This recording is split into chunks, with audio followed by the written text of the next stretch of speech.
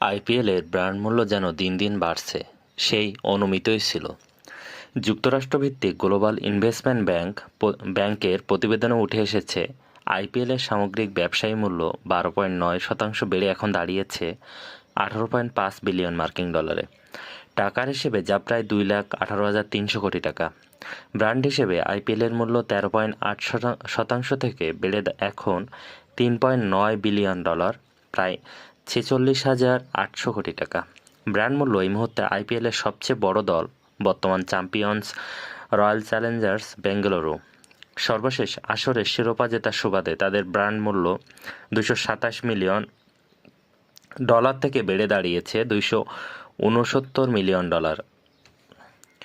Brand মূল্য এর আগে শীর্ষে থাকা চেন্নাই সুপার কিংসের অবস্থান 3-এ, তাতেই চেন্নাইয়ের ব্র্যান্ড মূল্য কমেনি, সামান্য বেড়ে 231 মিলিয়ন ডলার থেকে হয়েছে 235 মিলিয়ন ডলার।